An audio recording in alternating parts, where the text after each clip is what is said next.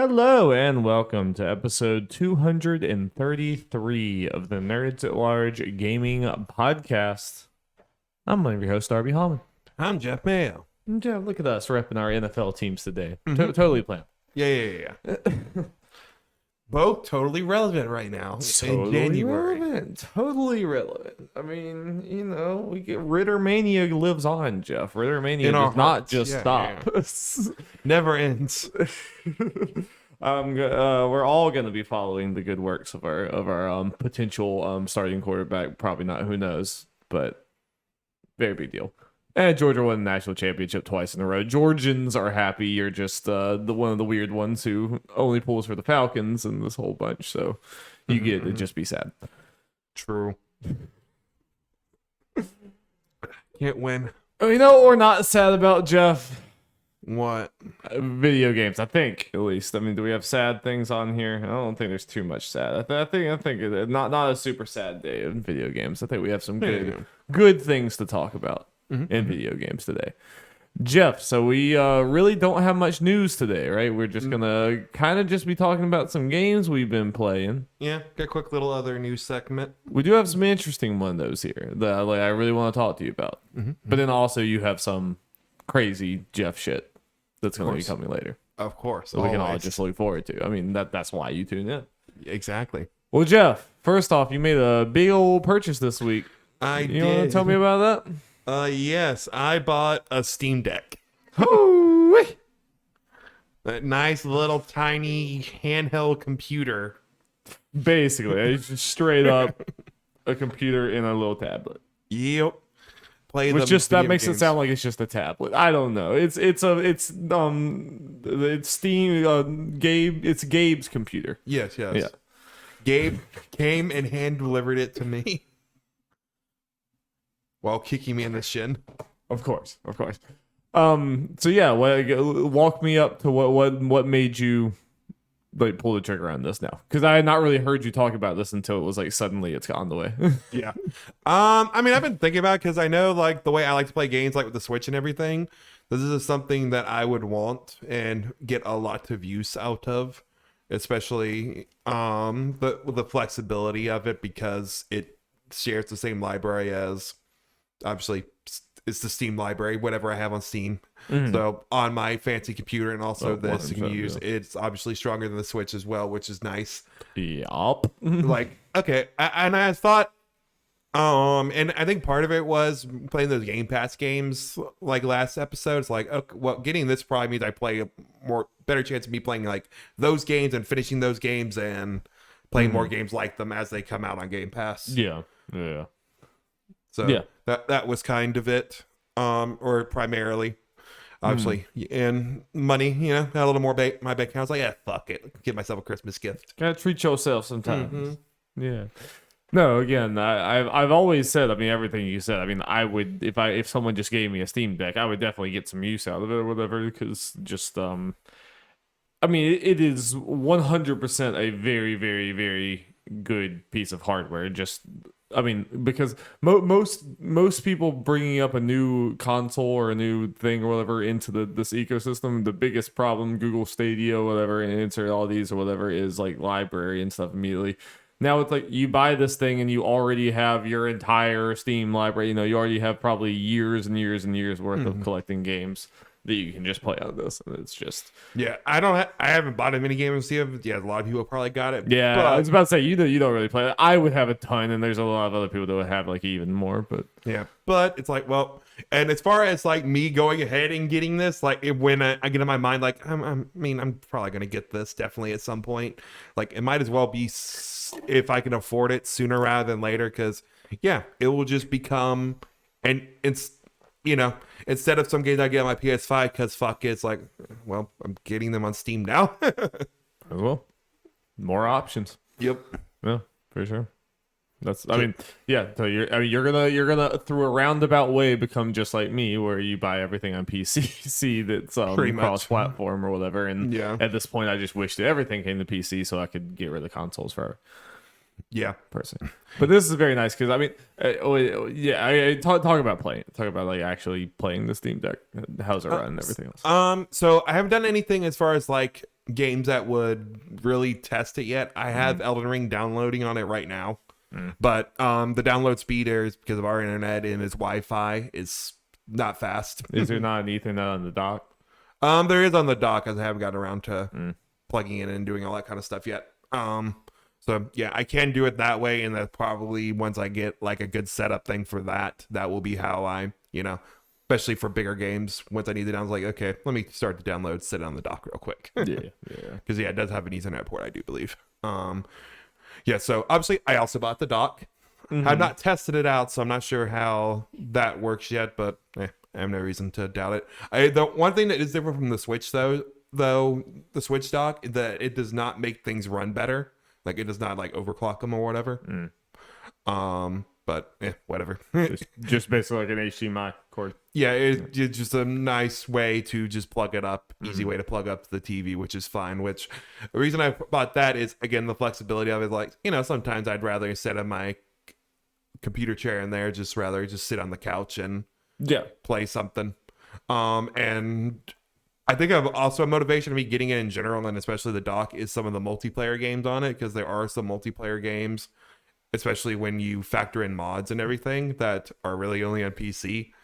So like Rivals of Ether, I've been wanting to try to make it so I can, we can try playing that again with all the mods and everything. Unfortunately, my laptop that we're using right here is older at this point and not running well, so that'd be more of a pain in the butt.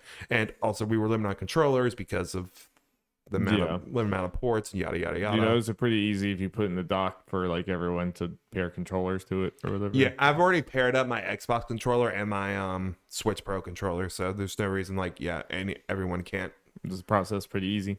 Yeah, you kind of just go to the Bluetooth thing in the settings, and you just got to press like whatever the sync button is on the respective controllers, and it'll come up. You can use all the controllers. Pretty much, I can use my PS5 controller too. That is interesting.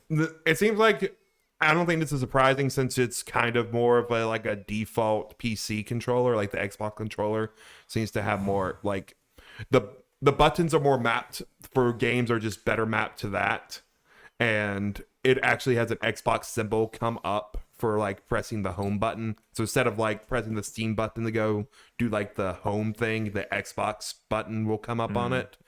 So I don't think that's a surprise really, but yeah. So at least as far as when I'm playing on my own, I got the Xbox controller will be my default one with that. But it is nice to have the option. So, and it's also nice for when we do multiplayer games, it shouldn't be an issue of like, okay, you guys can literally use any controller, whatever one you prefer, just sync it up and let's go. I'm honestly shocked it has that kind of capability now. I mean, maybe all PCs do at this point, but I know. It used to be a pain in the ass to put your PlayStation on. That's part of why I just went and bought like a cheap Xbox controller at some point, because it was like you have to run the weird software. I don't know if they, because I haven't tried it, because I have no reason to, because I've had my Xbox controller try the PS5 controller with it. I know you can with it, but yeah, I don't know if it's as much of a pain in the ass as they used to, or they kind of streamlined it a little bit. It feels like they have streamlined it, at least for the sake of the Steam Deck, or streamlined a lot of things for it just to make things easier. Yeah, Sony's playing ball a lot more now than they used to when it comes to that kind of stuff anyway. Yeah. And obviously, they're putting their own games on there, so I assume they'd be definitely okay with people using their controllers on Steam to play their games and all that. Yeah. Do you like how it feels? Yes, it feels really good, like in your hands and everything. It's Yeah, it's a big. It's not exactly that heavy. I guess it's it is like wider than maybe. I don't know what I expected size. I guess it's skinnier than I expected. I held Preston's before, so it's not the first time I've seen one. But yeah, I like the way too and everything. Yeah, and it feels really good in your hand. And once you get your hand situated, it feels good like to press all the buttons. I was very curious about with the little pads and all that kind of stuff in the button placement, like how those would feel. But at least in my time doing it, they feel good. The only thing that I was surprised. Yeah, the only thing that seemed weird to me was how like far away the joysticks are. But I'm sure it's not that big of a deal. No, they feel good. It just looks weird. Like way out there. I think what other fun things. I guess it's not related to any games I played, so I can mention that I have also been messing around. One of the things I messed around and spent a long time the first night trying to figure out I was messing up is getting the Xbox Cloud stuff working on there, because you technically play Game Pass games on there, but you can't download them natively because there's no like app or anything quite yet. So what you need to do is set up so you can set up a launcher in your Steam library to launch to the browser thing for the Xbox Cloud. So you have to stream any. Yes, you have to do Pass cloud game. streams. Yes. How was that? So far, good. Yeah. I haven't done it with like a bunch of crazy stuff. I've just messed around with games for like 2 seconds for the most part. The one game that I played actually put time into the cloud with Vampire Survivors, and that's not going to be the most telling game. Really, your Steam Deck's just smoking. But it works good so far, and it'll work fine for now. Yeah, I'm just hoping at some point they'll figure out a way to just get a native app on there. So Are they working on that? I mean, I have absolutely no idea. I can try to search it up while we're talking. Huh. But I mean, I don't know if it's just something on like one side or anything, because Microsoft on their website literally has an FAQ just like for a page dedicated to getting the Game Pass Cloud thing on Steam Deck. Probably they're working on it and just don't have it out yet. Relatively I new can't hardware. imagine Steam would be against it. I have no idea why. No, yeah. No, yeah, I wouldn't see Xbox just with everything else they do. I mean, them putting on there would just sell more Steam Decks. No, exactly. Yeah. Be a win-win for everyone involved. Yeah. Yeah. Well, I'm interested to see. I mean, I'm interested to see like how much you play this and everything. I mean, I'm sure, especially since you have a nice PC you can play there and then have this. I mean, yeah, it's just kind of a no-brainer to once you have a Steam Deck, it's no-brainer to just get everything on. Yeah, because I was planning on getting One Piece Odyssey, which we'll talk about the demo in a bit, on my PS5. But now it's like, well, I'm getting on Steam. You already have a PC that's about basically just as powerful as your PS5, and you can take it on the go. You can do whatever you want. They easily take it to other people's houses and everything. That's sweet. I mean, I would even, it's way too much money for just this, but like, I would even enjoy there's a lot of games I want to mostly play on PC, but every now and then I do feel like sitting on the couch and even just being able to take it and put it in the dock or whatever to play on the couch would be, because I don't really care about the handheld quite as much or whatever, but even that would be really nice. But yeah. Well, that was a surprise. Indeed. But I am very intrigued.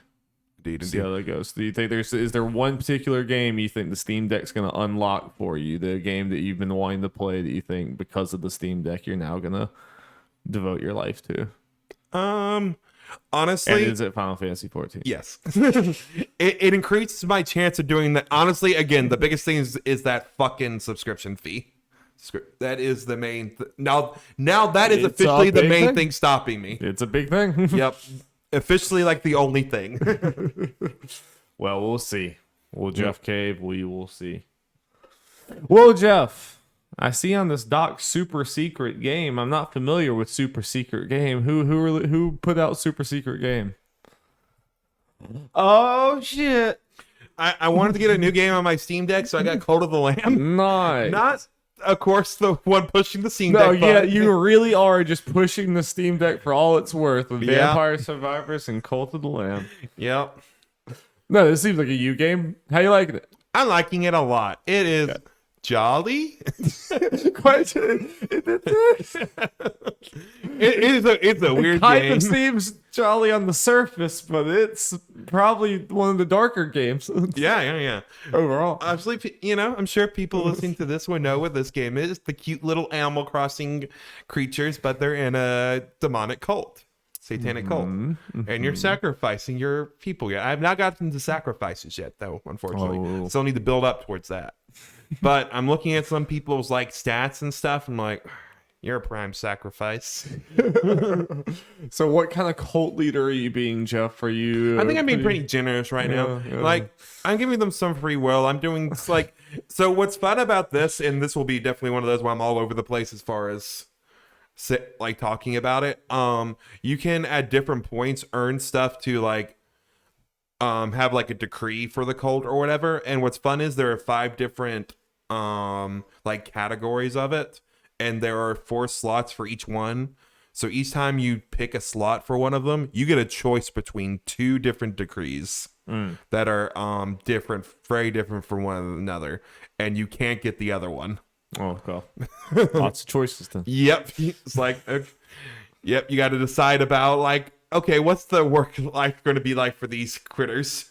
What rituals are you going to have access to and all that kind of stuff? Yeah. So, like, what percentage split would you say is, like, between the dungeon crawling and then the, like, in your cult? Honestly, it feels like a good bit of it could be as much as you want it to be. There is, like, I'm pretty early in the game, like, I'm probably about 3 hours in, I think. It looks like the dungeon crawling stuff. You have like set objectives. You just have these 5 heretics that are your main goal that you need to eliminate. And it looks like when you go through, once you start, it starts the roguelike thing. Like when you go in there, you have weapons that you pick up and they're randomized, and those are your weapons for the run. The run's not very long, at least not so far. It's just like you go to different rooms. You have like splitting paths that you can choose, and you see like little icons that show exactly what kind of room they might be. One of them, some of them are like swords, like, okay, this one is just like purely combat focused, and some of them will have like people bowing down. It's like, oh, you can pick up a new follower in this room, and other stuff like that. Right. But once you get to the end of a run, there's a door there that part of it fills up, like a little circle thing, and I guess I'm assuming, it's easy to assume, once that fills up, you can fight the boss of that world. Okay, so they're technically like 5 worlds, I guess. Gotcha. Like is it like other roguelikes, like when you clear one world and the boss, are you having to like fight that boss again to get to the other bosses, or is it done? Like you're done with that? I guess I don't know because I haven't fought one of the main bosses yet. But when you go to the thing to jump into the place, there are like 5 doors for each section. Yeah. Like, I guess different areas / worlds. And safe to assume that each one has a different one of the heretics in there. That's highly appealing to me. Yeah. Having to start from the beginning. No. Honestly, this feels like a game for you. Like you would enjoy, because it has those kind of roguelike elements in there. I mean, the combat's simple and stuff, but at least right now I'm starting to see the diversity with some weapons and some abilities and stuff. Gotcha. I mean, I like roguelikes. I like everything about roguelikes outside of the replay, having to replay the thing over and over again. That's just the thing that kills it in its tracks. And for me. Like when you go through, it's randomized, and they're pretty short. It has a timer at the end. Each of my runs completing the thing right now is like about 10 minutes. That's nice. And then you go back and then you do your shit and like your farming bullshit. Yeah. And your cult. From what I've heard from a lot of people said like the combat roguelike stuff is like good, but obviously if the game was just that, people would probably be like, it's more on the simple side. Yeah, I mean it's like you come for the sim stuff and the funny cult stuff, and then that's like a cool other. Yeah, part, you come for like the blend of it. You get a little bit of everything.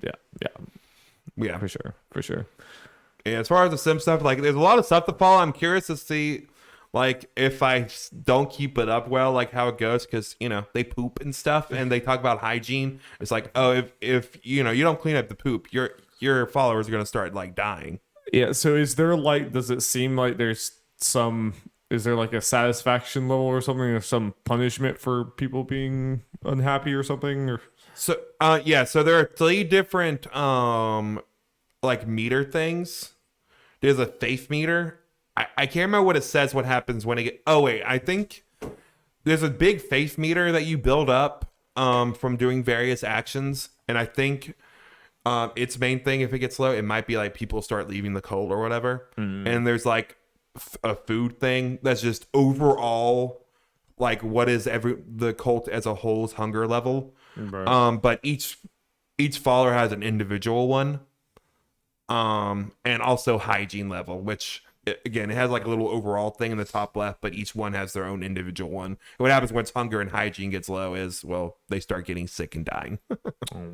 Well, fun. Haven't had that happen yet. Have you named me or any of our friends? I've been waiting to see how that stuff goes as far as I've heard people say, like, I think they don't last as long as you think. So if you name your friends early, they're probably gonna be dead pretty soon. So Yeah, that's kind of what I'm you waiting should on. have Darby the first, Darby the second, Darby That's kind of the what I was third. thinking. I was trying to see Darby the exactly what fourth. the pacing of the game goes. See before how I start, many lineage of our friends. You know.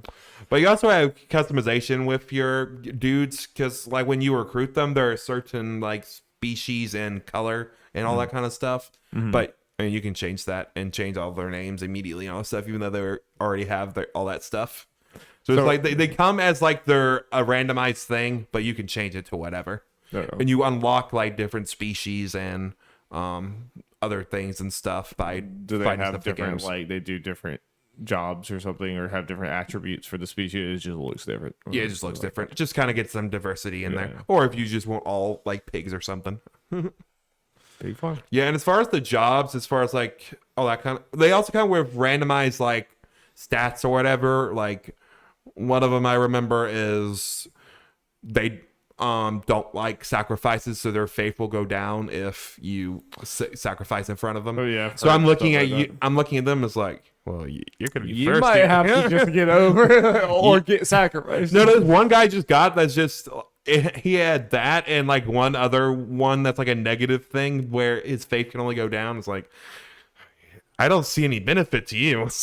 I don't see a future for you in this one. I don't see any future for you in this cult. And I have this, and what's also interesting is I'm curious to see if they like visibly age as it goes, because I think they do. yeah, because I got this one that's just started out old. I'm like, well, you're also going to be sacrificed if I get that. So I think even if you do everything right, they're gonna age out and die like not that long for the sounds of it or whatever. Yeah.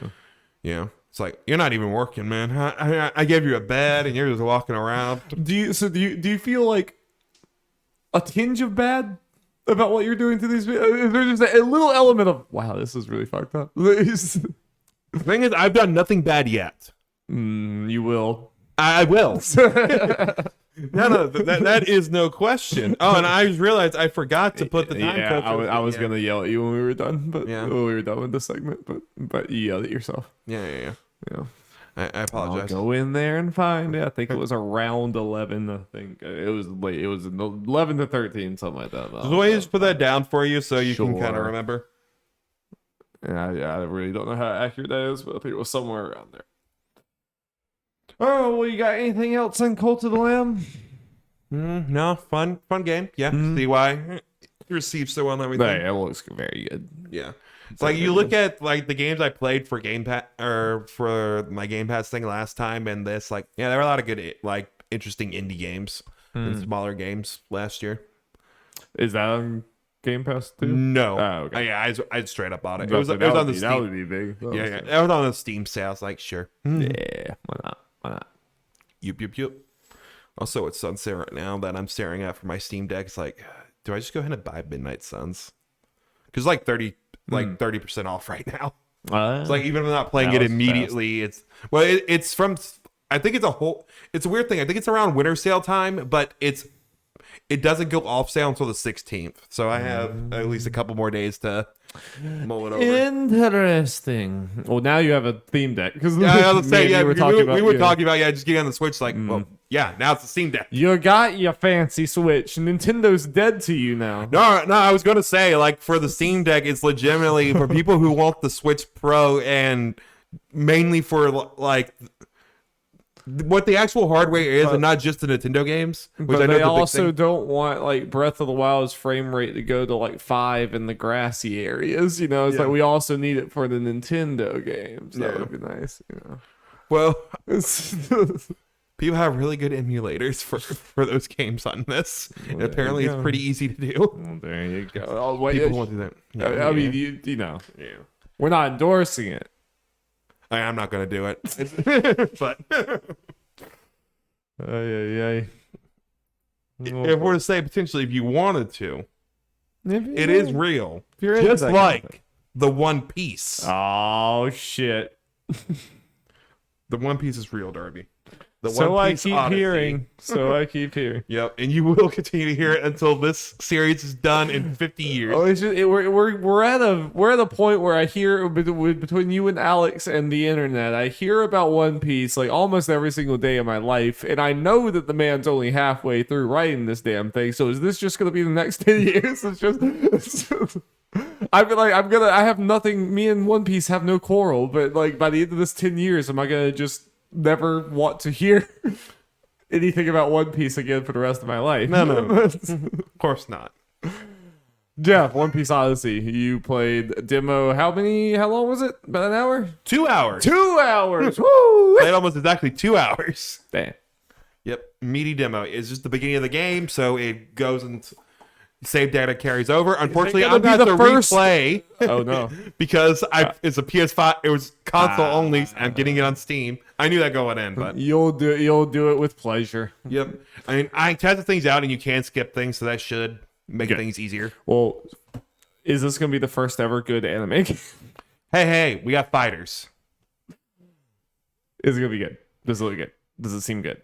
Yes, I think so. Okay. I've seen more, a little more mixed stuff than Aaron, but honestly, some of the stuff I've seen from the demo, so like impressions for demo that are a little more negative, or I don't want to like say nitpicky, but they feel a little more nitpicky about little things, like little things that people are making bigger than they are. They're It's like- unfortunate things. I think but you were going on with the right expectations that it would be a jolly swim in the sevens, and that would be a okay. You know, it's like a high seven, a classy. You know, it's like a really classy swimming pool. You know, that you're swimming in the sevens with. You know, it's like it's not like a Motel 6 swimming pool. You know, it's a you're in a nice hotel swimming in these sevens. Yeah, I'll also go ahead and get what the criticism about it, what these people are talking about out of the way, which is kind of related to budget. It's like, okay, this definitely has more budget in it than the vast majority of anime games, but not as much as like a AAA game, obviously. Yes. So like some models feel a little off the way they look, but that could be somewhat related to some of Oda's art style not translating to 3D as well as others, like certain characters and stuff. For sure. Like Luffy's eyes It always. definitely has like kind of a high double A, but it definitely, I mean, for sure. Like when you look at, there's a lot of games like this when you look at it, like in some glances, like wow, it looks really, really good. But like even when they're talking, there's some like they do the same kind of animations over and over again or whatever. Or their voice is like their lip thing is like way off from their voice, whatever. That kind of shit's gonna happen, and I doubt you care that much. I mean, it's just like as long as the bones of the game is good, you know. Yeah. And also it has on PS5 a performance mode and all that, and like graphics mode and all that. Honestly, as far as the actual graphics of it, when I switched on it real quick, you were sitting there. I couldn't really tell much of a difference. No, and it's such I mean, I saw the graphics mode for 2 seconds, but then I walked and saw the obvious frame rate drop. I was like, nah. I was about to say, in that art style, I don't even think you're gonna get that much. I mean, like, yeah, definitely go for the frame rate. 'Cause it's just a very Dragon Quest stylized type of thing. You know, and I get why people are. So one of the criticisms I've seen is, there shouldn't be any reason this game shouldn't be the graphics with the good frame rate because it's not the craziest graphically intensive game anyway. Which I get, but again, man, I think it looks good. Yeah. You know, it looks plenty good enough. Whatever. But I figured it would look good. I'm mostly, I mean, honestly, the thing that I was most concerned about, the only chance I thought of you being like, yeah, this game kind of disappointed me was the story, like because of it being potentially like a side story fan servicey kind of like, you know, like that, like there was definitely a chance that it was like gonna be like way too fluffy and like not substantive. So as far as story, this is a JRPG story, and I only played 2 hours. Fair, So fair, it's hard to tell exactly how the story is going to go, but it has some intriguing stuff with it. I think it does a good job of kind of setting up stuff. Because, and let me just say this again, only after playing 2 hours and knowing what this game actually is based on trailers, they said multiple times this is a great place to jump in if you haven't read One Piece or experienced it, to experience it for the first time. That is bullshit. Because they immediately show the 5 elders, which are these, you know, the very important to One Piece story. They don't explain them at all. They're just talking and like, oh, the Straw Hats are going towards this island. Let's send someone after them because they had Nico Robin on their crew, who is one of the members of the Straw Hats, and she's very important, like lore-wise to it, but they don't say why.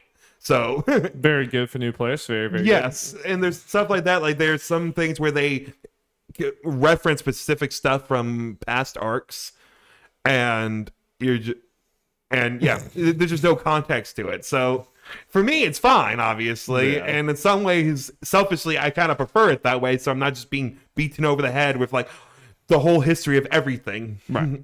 I would never have expected this game to be jumping on board for One Piece. Again, the only reason to bring it up is because the devs said repeatedly. Yeah. I think the marketers just say that about everything. Yeah. Even if it's complete bullshit. If it's any like long running franchise, they'll be like, and new players are like, whatever. They say that all the time. Like Kevin Feige said that about so many Marvel things where it's like, yeah, just jump into this. It's like, what the fuck are you talking about? Yeah. You'd be so lost. Yeah. So I mean, it's that kind of thing. I will say at the very least, if you don't care about getting spoiled on stuff, it would probably be fine if you just want a jolly Dragon Quest JRPG. You know, if you have that, if you're going in with the mindset of you're going to be spoiled on stuff and may not understand like little things here and there, I think you might be fine. If you're going in expecting, oh, I'm going to understand everything. You know what I mean? Yeah. Yeah. Or that if you then go and watch or read One Piece, you're going to know something. Well, especially since we are going through the story of arcs. Like people I've seen, I haven't read One Piece. Is this a good place to jump in with this game? It's like they literally spoil like some of the most important arcs of the story. Yeah. So, no. Yeah. And if they're out of context. So, no. But just generally the stuff like part of me is happy like the five elders because in some ways they are like one of the biggest bads in One Piece proper. So them being involved at least in some way is fun and adds some interesting stuff to it. And we've seen the two new like game specific characters that they've been promoting. We've gotten a little taste of those and they seem fine enough so far. Haven't had enough time to get to know them, but so interesting things. And we kind of knew this was happening as well. Jumping to some gameplay and all that kind of related stuff. So you go into this game and every character is level 40 and has a lot of their abilities and all that kind of stuff like throughout the series. The girl there, at some point you meet her and she touches everyone and cubes fly out of them. And then they're fighting some big boss guy, and Luffy's about to go do an attack, and he's like, "Wait, how do I do that again?" So her power is literally to just level 1 them. So they have to go around and find these cues for various means to get back their like knowledge of their abilities. It's a strong power to level 1. So they pretty much let you use your level 40 like characters for a good like 75-90 minutes. It's an ad. Yeah. It's an ad for what you're going to be able to do. I mean, multiple games have done that. Yeah. And then they set you to level 1 where you don't even have any skills. You just have basic attack for every character.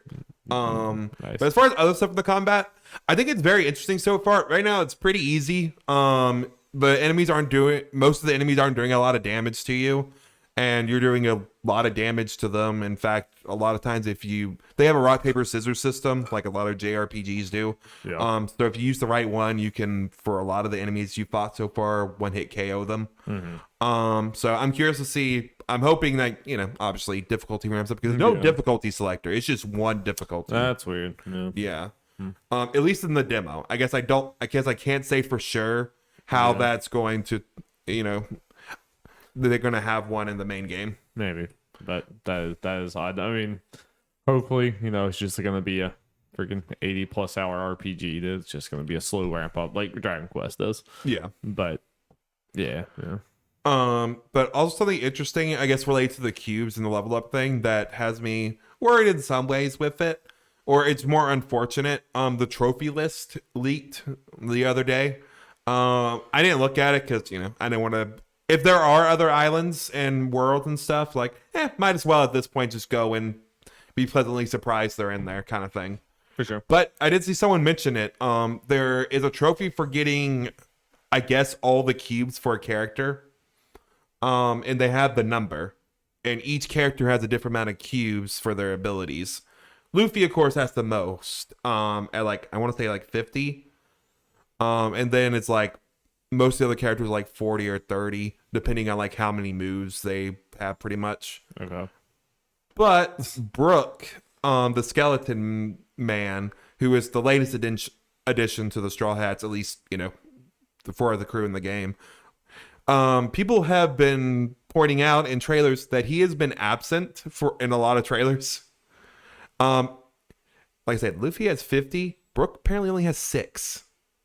So he's going to be a very late game addition to your party. Strange. Because yeah, I mean, do the cubes count to skills or something, or is it just that? No, it's just okay. So the way it works, it looks like story events are going to give you back your skills, but the cubes are to powering up and leveling up your skills. Okay.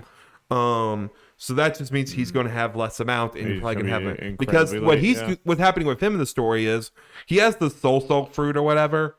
So he died, and then his soul went back to his body, and now he's a skeleton. But his soul can leave his body. That's his ability he gained at some point. So they got shipwrecked on the island, and Brook's body sank to the bottom of the ocean. So now his soul is with y'all, but his body isn't. So you need to like fix your ship to use your submarine to go down there and retrieve his body. Can he talk to you or something? Yes. His soul there. Yes. So. And Frankie, the person who joined right before Brook, also has significantly less than other people, but a good bit more than Brook. So he's going the one with the nipple lasers. Yeah. So you get separated again? Yeah. Okay, he hasn't been cubed yet.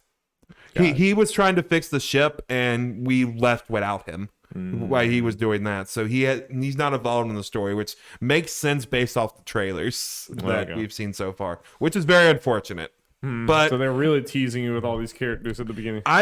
It's a weird thing where it sucks, but as far as like JRPGs goes, I get it. Not like overwhelming you with like 9 party members at the beginning of a long ass thing. Yeah. At least get some, you know, some sense of progression with it. Besides getting more moves, It's still always a bummer when you get someone too late and you feel like you can't really, don't really get a chance to really flesh them out. I think of like Haru in Persona 5, who like didn't quite get enough. I mean, at least you know these characters already and stuff as far as like, that's concerned. But at the very least, at least for a story, he'll at least be around. So I'm at least happy about that, even if he's not going to be available in combat nearly as long. Yeah. But I guess actually talk about the combat. Okay.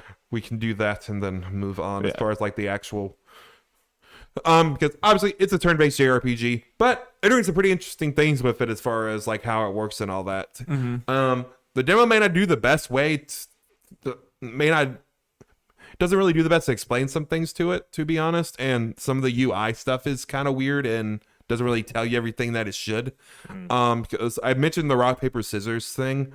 And when you're on a character waiting to attack, like in the HUD in the top left, it will tell you like all the 4 characters you're using in your party and all the enemies. It'll just say like an up arrow or down arrow as far as like your effectiveness against them, but it doesn't like tell you exactly like what one there are. So to see figure out what type the enemy is, you need to switch around to multiple characters just to see the up arrow and down arrow. Yeah, that's annoying. Yeah, it's like, okay, I get it. I appreciate having the up and down just to make things like simpler as far as like you don't have to remember things. Yeah. That's fine. But at least I put the symbol there so for it's like you can switch someone in. It seems like an easy fix. But speaking of also switching people in, they make that very easy to do. Mid battle. Yeah, you can do that immediately, and the person can immediately attack. Nice. Also, something I learned, which might be broken, I don't know. We've talked about this as far as like trailers and previews and stuff, that a big thing with this battle system is the battles are like separated into like different battlefields. And that's a big part of it, is like using your abilities to like defeat the people in front of you so you can go to jump other people. But there are some characters like Robin, for instance, all her abilities pretty much are long range moves, so they are used to attack people in other battlefields.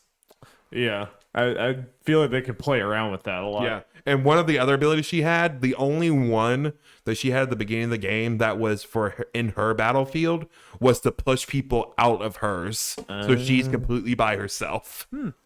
That is a unique And obviously they play around with that. But something I did was there was a character that was in the battlefield with people that are strong against him. So I just tested it for the lulz. Okay, what if I switch someone who is stronger out from another battle, who's currently in battle, out of the battlefield, put someone else in? Could I immediately switch them back in with someone else? So pretty much just moving people between the battlefields without having to kill people, and it worked. Okay. So pretty much, I can change the battlefield as I want. Is that like every single random encounter is a multi-stage thing or whatever? Yeah, it's like random as far as like what it do. Obviously, some of the boss fights are obviously scripted as far as exactly what they, with how they're separated and everything. But yeah, but so it's like these three people are fighting, or these two people are fighting this one thing, and they're fighting this one other thing. You have to beat both. Or it might be like three of your guys fighting one, and then one of your guys are fighting in the same area like four different opponents. Like they play. Does that make the battles just take a long time? No, it's like the same amount of enemies are spread out. Pretty much, they do range in enemies. I've had up to I think 6-7 enemies in there, but honestly, the battles total or total. Gotcha. But honestly, they don't take too long, and I haven't messed with it yet. But after I beat a boss or did some story thing, it unlocked like a speed up feature for the battles. They have a lot of stuff for like streamlining this stuff that I think looks well implemented. One thing I will say that I'm kind of happy about playing through it again to see what the explanation is, because there's a turn order thing that's supposed to be there, but I don't know where it is. Like they show a screen of it, I'm like, where is it? So there's some things with the UI that could have been better for sure. But generally, it's something that this thing does, which is interesting, is as far as the way the turns work. They have like a turn thing in the top like right hand corner, and the turn changes which everyone attacks. But as far as like how people work in the order of attacking, you can switch between any of your people and attack in any order. Right. So you can strategize, okay, I want to take out this guy because of their weakness and yada yada yada, and they're in this area.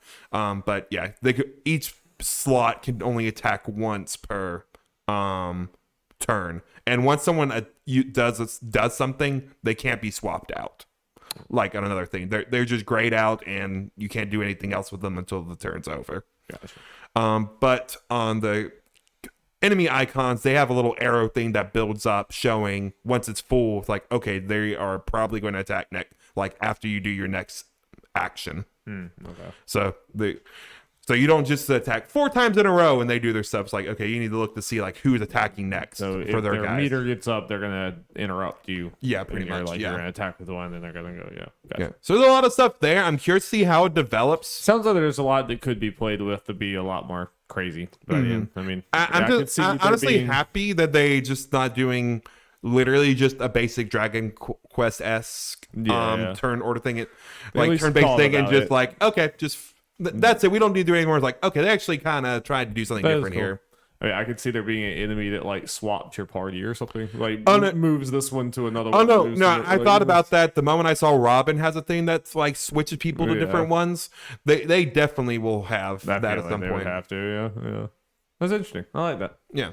I like that. So I am very hopeful for this full game. I am pulling for you. I think it's gonna be it. Yeah, I've been pretty confident about this game for a while. Just looking at it, to where it's not like I don't think it's gonna like catch the world on fire for like expanding past like One Piece fans, but I think One Piece fans are gonna really enjoy this. Yeah, and even some, like I said, I think some JRPG fan like purists will probably play this game based on what I played. The systems, the systems are very cool. Yeah, I may get into the story. I may get into the One Piece. Who knows? Who knows? A lot of people are these days.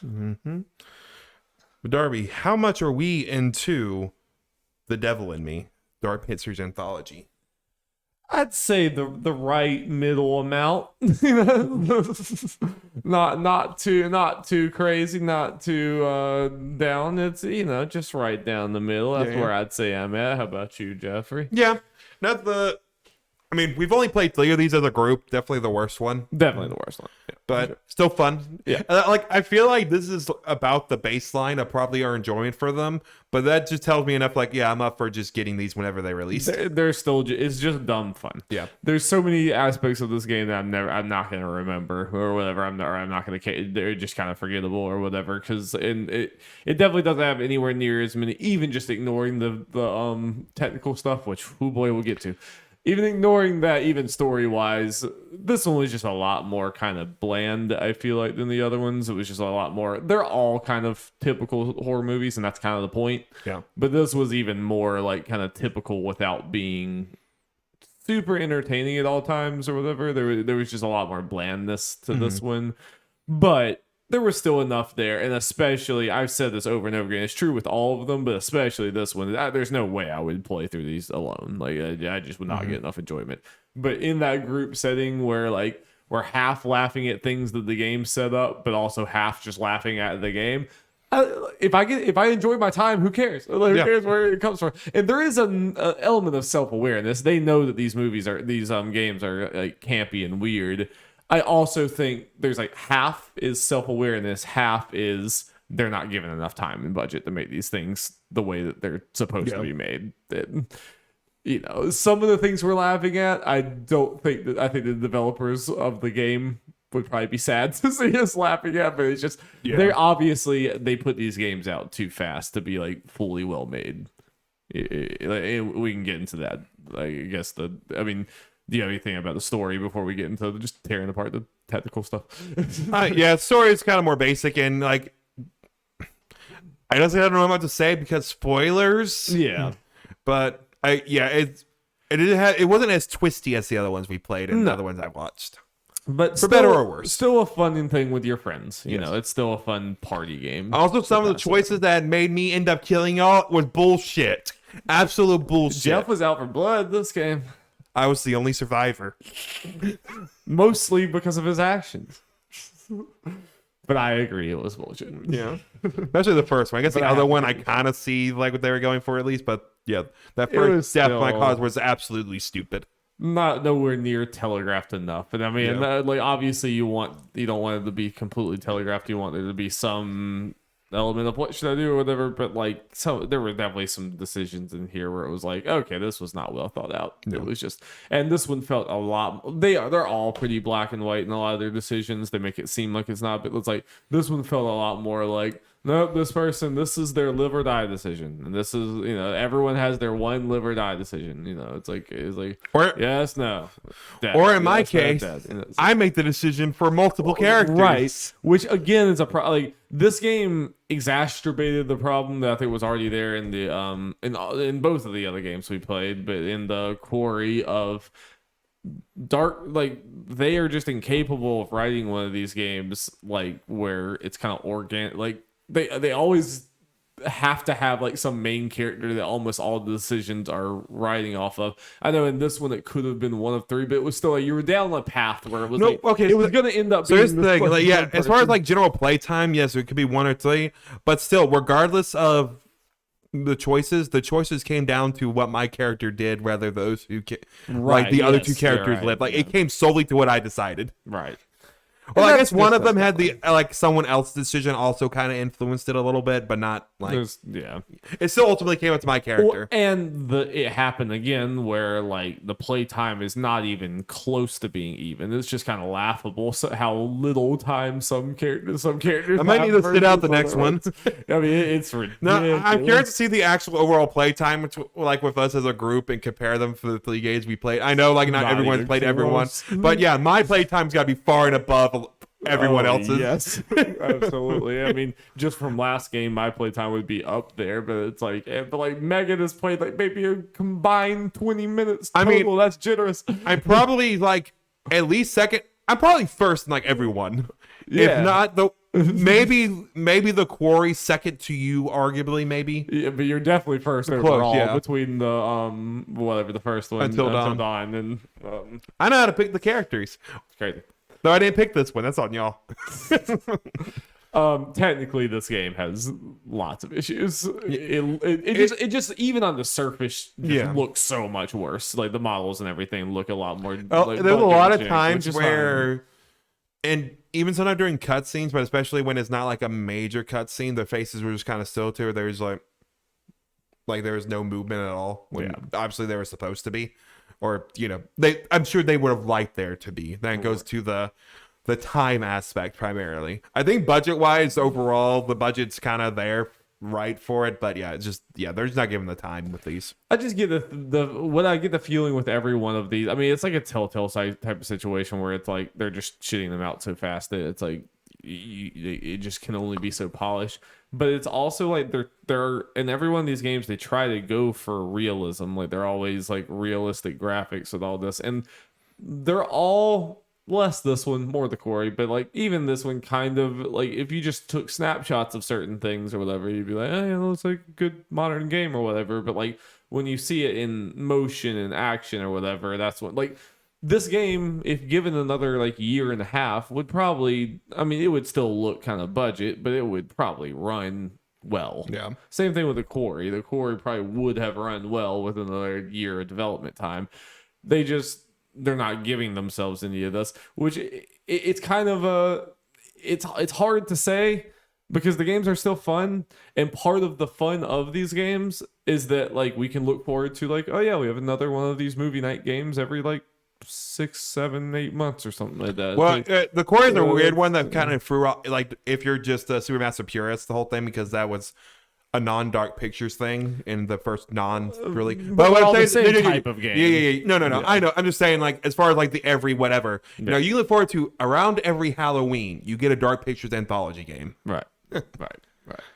So which even that is, a very fast clip. But obviously, there's some overlap. We're working on these, like the Call of Duties, yada yada yada. Be. But obviously, they don't have nearly the manpower as the multiple Call of Duty studios, because it's still one studio.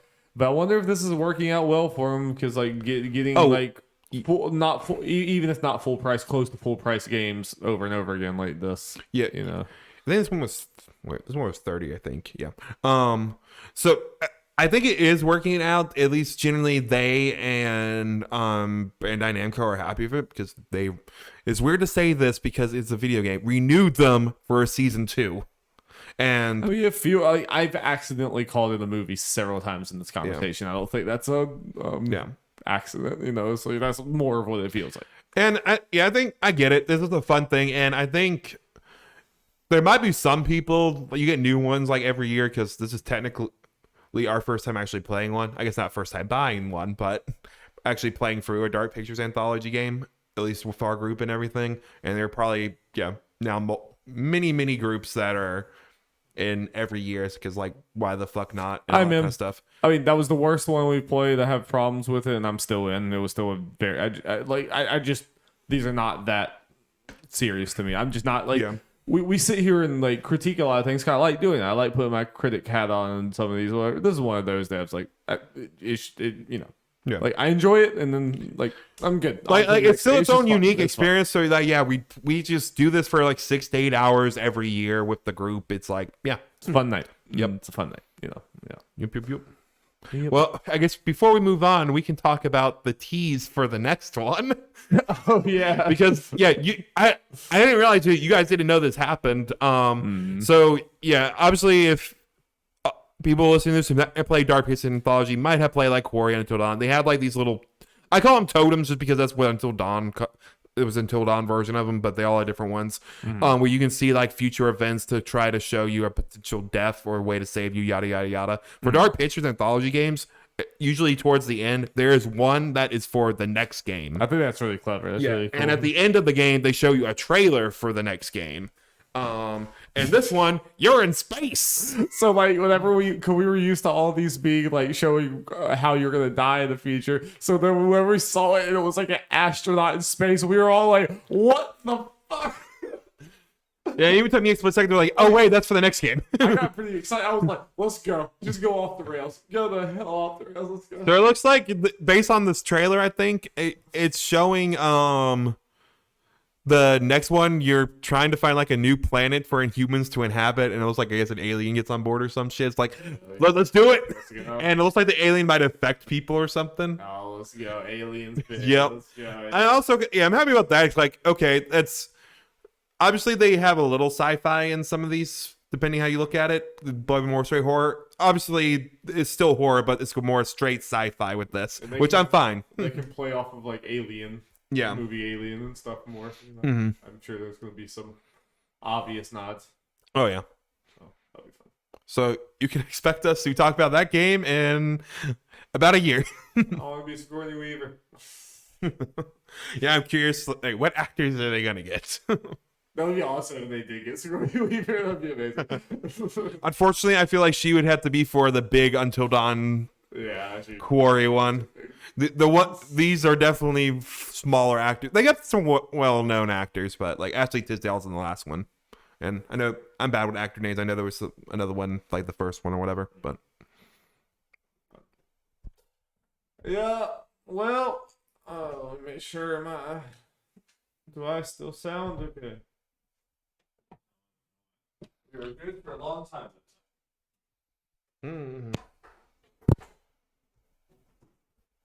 Okie dokie. All right.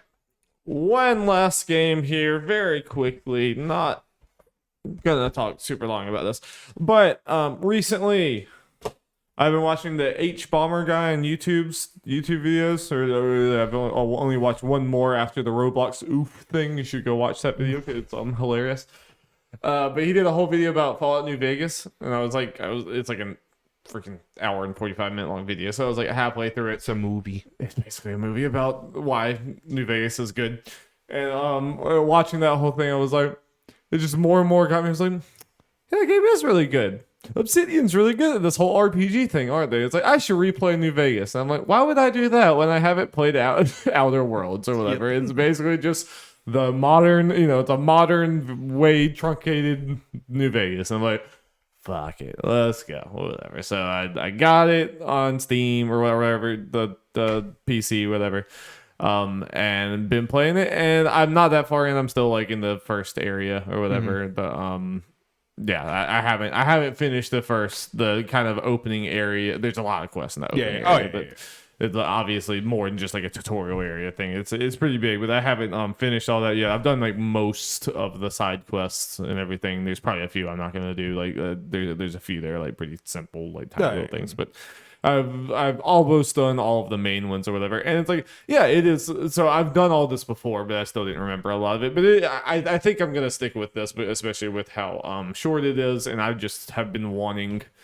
that I've been wanting a third person like run around, do things RPG, but I also want to like make story decisions, and I want to have that like that Witcher type feeling where it's like both of these seem like bad choices. I kind of want that or whatever, and like I know Obsidian will give you that shit, where it's like and the writing in this is very, very like funny and tongue in cheek. Capitalism, it's like. It's really good. It's really well written. Obsidian's just very good. Of course. At all of this. Yeah. I need to back to Pentiment. Yes, I'm sure Pentiment's amazing. I mean, I'm relearning how good Obsidian is at writing, and especially quest design. It's like them and CD Projekt Red are like right way up there when it comes to quest design.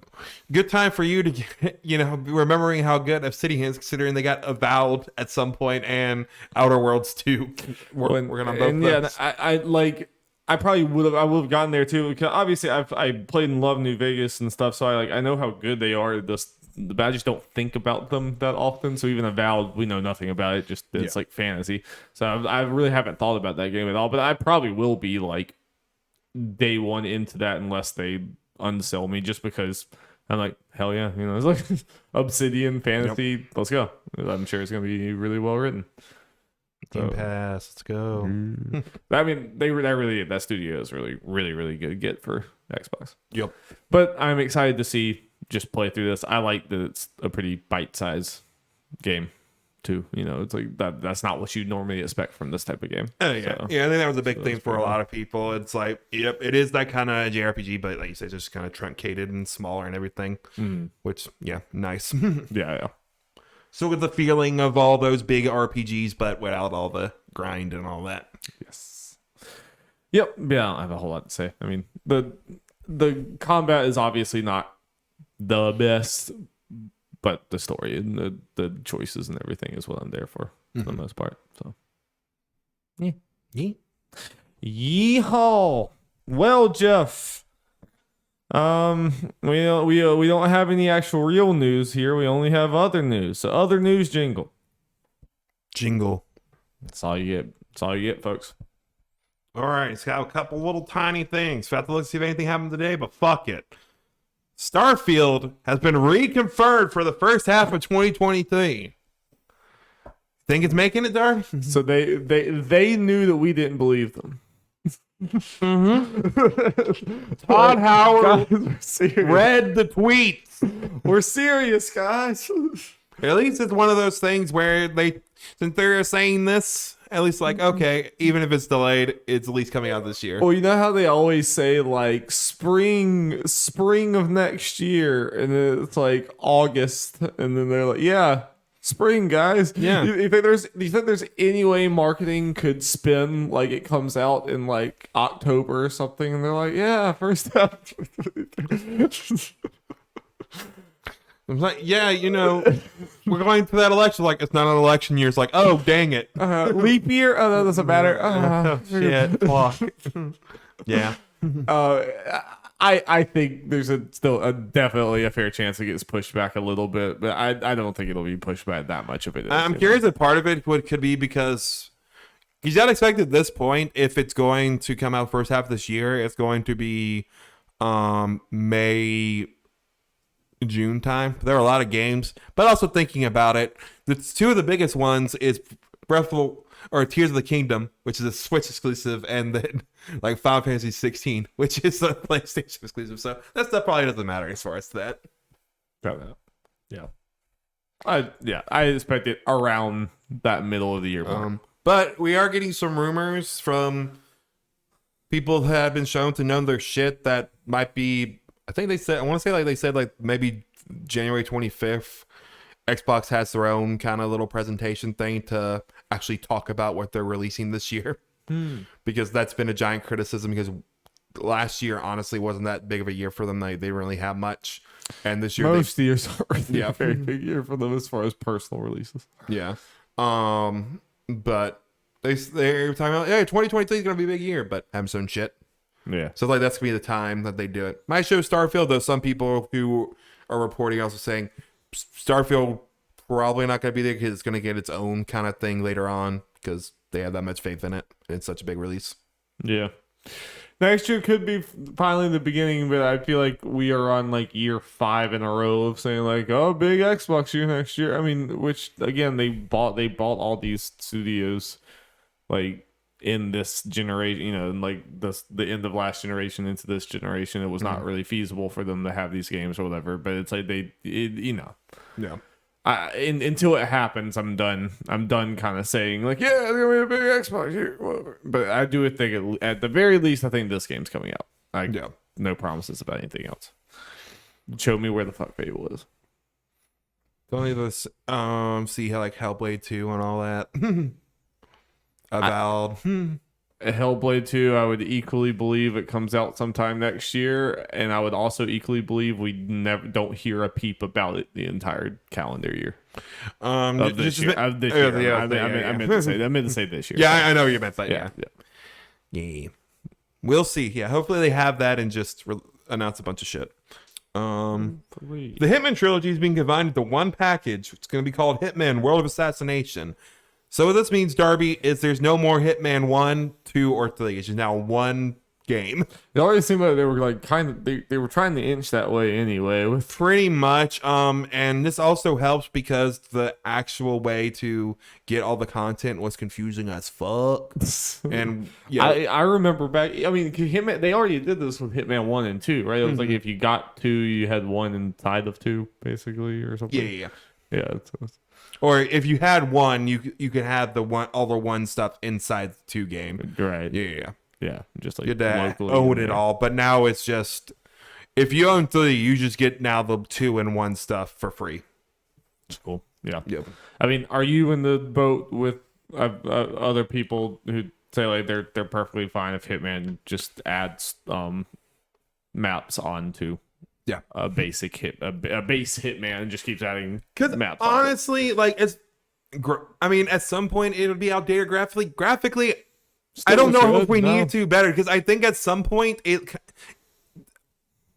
in a way, loses its charm. But in some ways, like if they do it graphically too much, weird stuff will happen with the engine with all the shit they try to do, and it may I think it was good. Yeah, I think graphically now is a good thing. And also, like, I think it's like I guarantee you, I'm sure there's some people who are very bummed out about it, but like, I think it's fine for them to go in this very evergreen thing of like, there's just maps everywhere and play the maps or whatever order you want, because like, does anyone really care about the overarching story of Hitman? Really, you just want to do like the individual stories and the individual maps and goofiness or whatever. It's like I think that's until that loses its luster, which it do not think it has yet. I would just keep doing that, you know. And maybe just charge some money for each one of those or whatever instead. Yeah. Do we still have a new map coming sometime this year? Have they been consistently like putting out things for it or whatever? So it was weird because they pretty much said that they were not releasing anything, and then they announced stuff. We just haven't gotten to the stuff coming out yet, unless I missed it. I think there's like at least another whole new map that has not been released yet. Which let's go. Fun. Yep. The Hitman World of Assassination now, as we call it. Great game. Great game. Jeff approves. Indeed. Vampire Survivors. The devs for that game had to release their mobile port like right away to fight copycats because it's such a simple thing. I can believe it. Yeah. Anything popular, like there'll be a bunch of mobile copycats immediately. Yep. And I think it's definitely one of those devs where caught off guard with the popularity of this game. So yeah. Immediately like, oh yeah, we got to release this stuff so we don't lose out on the market. Yeah, I feel like that's happened a lot of times when you're not prepared for it. People yoink that up. Has it gone well? Is it out already? Yes. Oh, yeah. I think it's free on mobile. Nice. Which, yeah, I'm not sure like how Control. I mean, it's a simple enough game, so like people want to try it on there. Why go for it? I'm sure it's a stressful time for them right now, the developers of that game, but they're at least making a lot of money. So. Yep, and I think they just released DLC recently that looks good. So once I get through the normal thing, I'll grab that as well. Very nice. Very nice. Good bit of content there. Oh, nice content. I think that's another like roguelike game that maybe you could get into. Obviously, it's like a bullet hell-y kind of thing. But again, the runs, they probably top out at probably like 20 minutes unless you're a god. Which I am not. Yeah. My longest run is like 12 minutes, I think. Nice. I need to like look into it. I've really just seen it in like second clips, you know. Yeah. Again, I think it's normal price like $4 or $5 on Steam and stuff. So anyone who's interested, it's way to go. That's the way to go. Where's it gonna rank on Jeff's end of the year list? True. I didn't think about that. We have to see. Yep. Probably the next couple of weeks. Who knows? I might wait on Odyssey for at least through the month, try to get at least another maybe 1 or 2 of these games I started through for the end of the year stuff. Yeah, we need to do that soon. Yep. Probably the next podcast will be exactly 2 weeks. We'll see. PlayStation 5, Darby, has sold over 30 million units. And Sony says the shortage is over. Okay.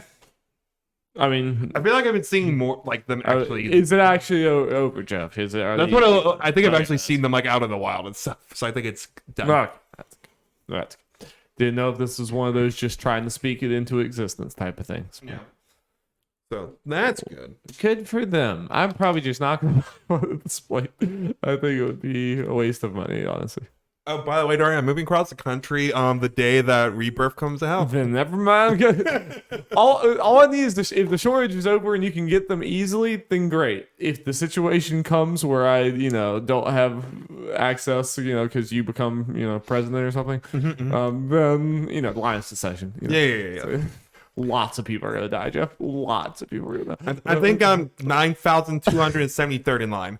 Yeah, I think that is around where you are. So Yeah.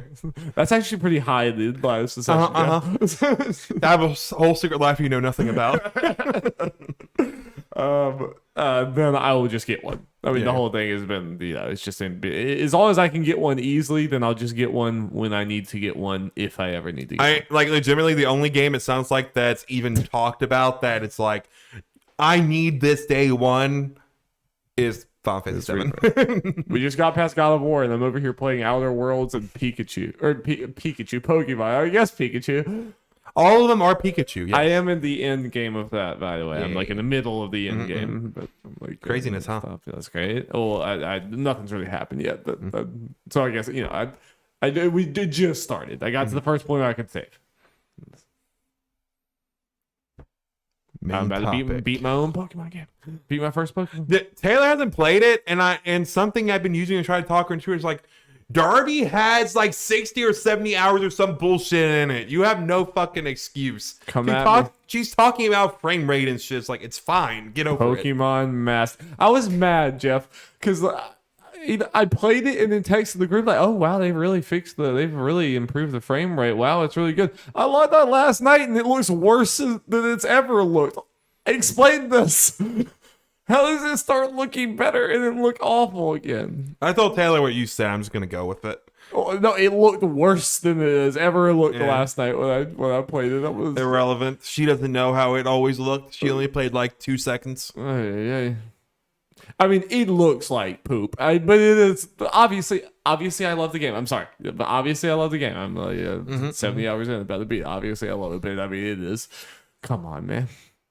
Like it was hurting my eyes last night. There was a trainer in the distance. His face looked like a horror thing because it was just 3 pixels. Yo. He looked like a horror monster. Pokemon Cross Dark Pictures Anthology. Basically, let's go. Scarier than that man. But he had a mustache. He didn't have a mustache. This guy might have underneath all the pixels. Who knows? You never know. Mustaches are scary. What's our main topic, Jeffrey? So, Derby, you remember? I remember that character Hall of Fame thing we did forever ago and then dropped, right? Yes, I've thought about bringing it back several times, but yeah, and we can still do that. Yeah. We're not gonna kill the whole character Hall of Fame in this main topic. They're not gonna all be dead. No shit. All but one might be. Oh shit, Derby, what I have proposed for you. I know. Is a tournament. So I got a couple different layouts for this, and this is where I ask you which one you would potentially prefer. Okay, Derby, I have 2 main questions for you. First one, would you prefer the tournament be like battle to the death? We talk about who's the actual strongest out of all this group, like one by one, or 2, who do we collectively like the most? Both are intriguing. Yes. Both are fun, and I'm willing to have a conversation here. I'm not like strong enough on one to where I'm gonna want to just like stake and override you. Or we just do one and we can do the other one at some other point. True. On a lighter week. I'm leaning towards. Well, I don't know. I'm the liking most is like kind of what I was leaning towards, but also like that's obviously there's gonna be a lot of personal preference and it's hard to come down to a thing or whatever. The who's the strongest would also just be a more dumb fun conversation. But also I know that we have some like, Makoto's in there, it's like she's just, I mean, she has a fancy bike, but. Makoto's, I don't think the one you mentioned because we have May and Max in there. Sorry, yeah, that's where I should have gone. Yeah, and Ellie and people like that. It's like, that's where I should have gone. Not Makoto. Makoto with actual magical powers, Sorry, I was just trying to think. I knew we had some Reggies in there or whatever. I don't know. What are you rating? I don't know. I think they're both fun. I think we can maybe do the other one at some other time. It works out perfectly because we had 32, which is perfect for a tournament bracket. Wow. See, that's why we stopped. Yeah, definitely. I don't know what you want. I'm leaning towards the like the most, but I am open. We do the like the most. That's the more like scholarly discussion. But also it's very fun to be like, no, fuck you. Especially since yeah, I mean the thing is with the liking one is there's just some character, like obviously there are characters on both art ones that we both feel strongly about, but there are also a couple of them for each. I think mainly more on my side. That is like just a personal one. Are we doing like individual one-on-ones or something? Yes. Okay. So do you want to do the light the most? Or... We can, yeah. Okay. We can save strongest for later. Okay. Oh, so Dari, here's my second question for you. I have 3 different brackets. Jeez. It wasn't as hard to do as it sounds. So I don't know if you remember. Is there any way you can send me this link and I can put it on the screen? But I mean, that would probably be hard. We probably don't need to do this on the fly. But I can. I just need to log in on an account on there. Let you get onto the website. Okay. I mean, sure. If you want to explain it, I can. I guess. So I have 3 different brackets here. What's the? I don't know if you remember the first one. BracketHQ.com.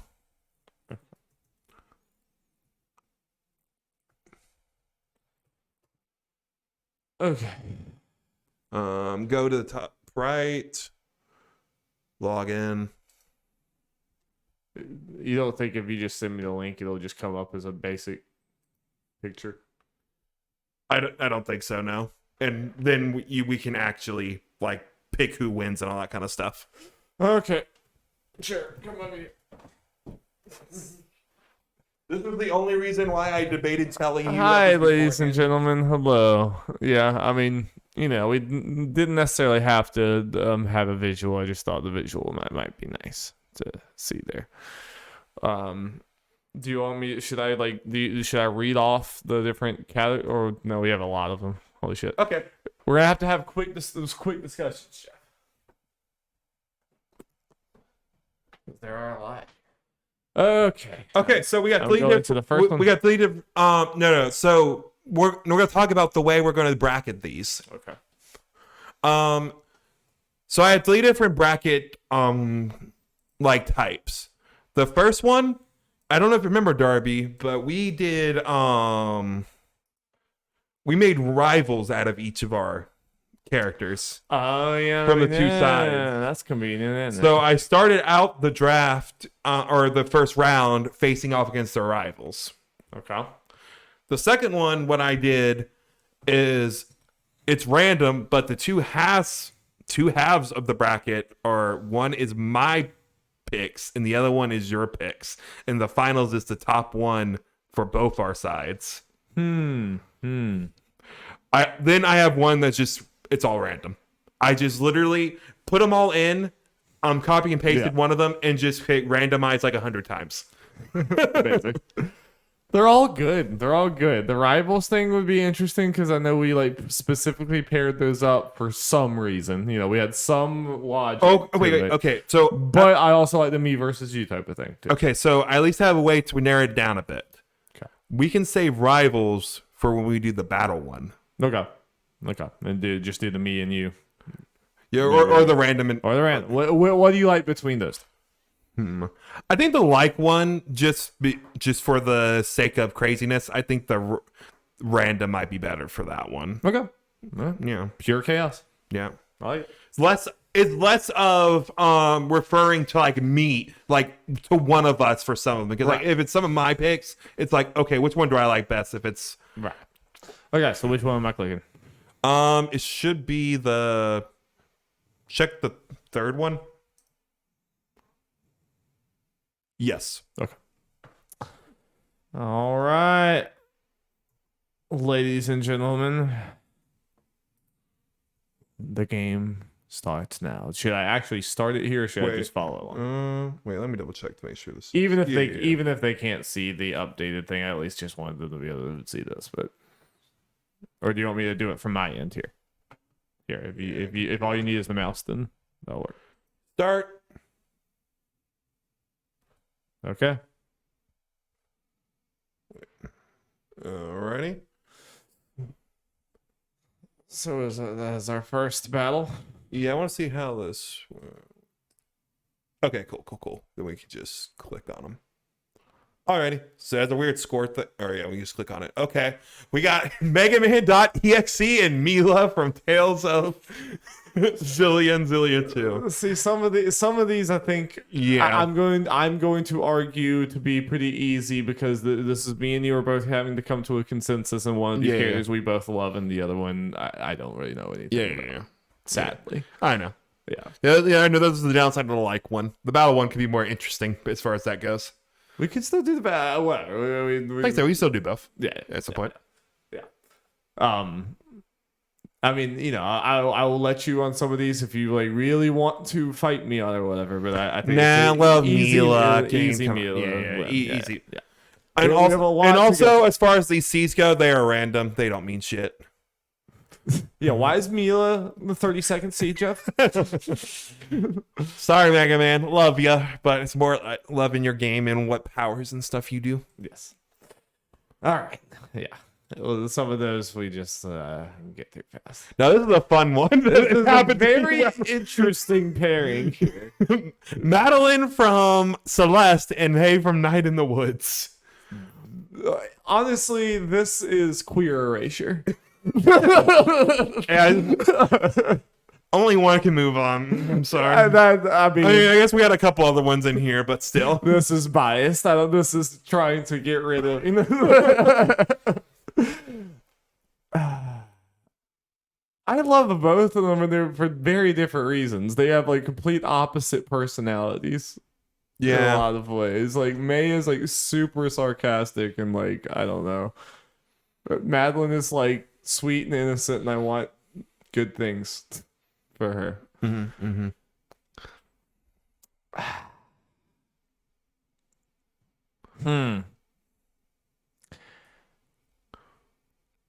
I think I like the journey of Celeste and Madeline in Celeste. I think we're thinking the same thing. A tremendous amount, but I think May is like one of my favorite characters and like is probably single-handedly the best part of Night in the Woods. I think I overall like the actual character of May a little bit more. She obviously just also has more to say and more to do. I agree. That's kind of what I was thinking. It's like I love both characters for different reasons, but yeah, this is Celeste. Obviously, it had like a story and everything, and you know a good amount considering what kind of game it is. But Night in the Woods is obviously that is the game. It is the story. That is not much. Don't like doing this. Yeah, I do not appreciate this very. But yeah, I think. Wait! I just realized something else. Wait, give me 1 second. So funny enough, these are the actual rivals. This is one where the randomization got them still together. Again, queer erasure. I don't like it. Yep. All right, so May wins. May proceeds on. Madeline, you did nothing wrong. Link and Max from Life is Strange. Very interesting. Very interesting. Also, again, like kind of polar opposites. Link says Max is in a story game where all it is talking. Link does not talk at all, but he is very iconic. What you thinking, Jeff? Again, it's a weird thing because some of these characters we did because of the game and what they do and like how iconic they are. But obviously, ones like Max and May or because of what they actually do in the story. So it's weird to think about like liking more as characters and goes on. I'll play my hand and say I don't really feel super strongly either way, so you could probably sway me on this one.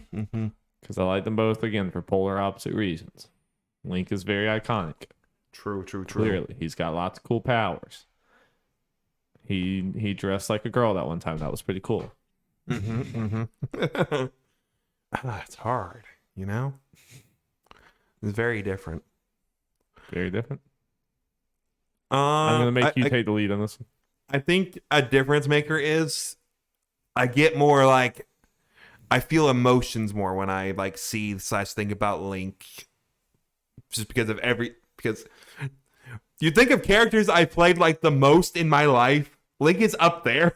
I think I would lean Link, but if you were gonna fight for Maxidol, I think I would have like allowed that. But I think I would. I'm kind of glad we had something like that, so it's not just this one's not a story character. Like, very interesting peeling up to it. It's like even though you would think the story characters are gonna sweep in here, King Boo and Sora.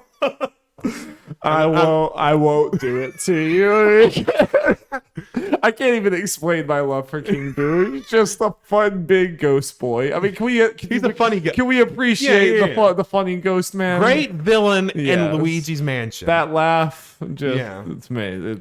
I mean, but Sora, obviously on the same. I mean, very close, right? It's a very close. In the emotion you feel right behind Sora, but just look at my to see what Sora can do to me. Just look at the reaction to Sora and Smash. You mean you wouldn't have had that same reaction if King Boo was announced for Smash? We're like, okay, that's good. Especially with the Luigi's Mansion iteration. Good. It should have been him over Piranha Plant. True. Ooh. Fascinating. Ooh, fascinating. I know what's gonna win here. This is definitely the me versus you now, or whatever. I mean, you can fight hard or whatever, but I do think Ellie is one of the best video game characters of all time. Like, best written video game characters of all time. I think Ellie does get the edge for me overall as like an individual character.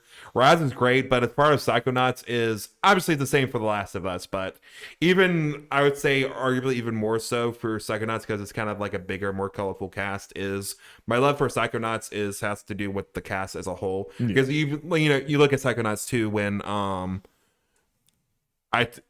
last year, won GOTY and a lot of my rewards, I gave it to a different character than Raz for my character of the year. Love Raz, but he kind of has the more typical protagonist in some ways. He has a lot of stuff.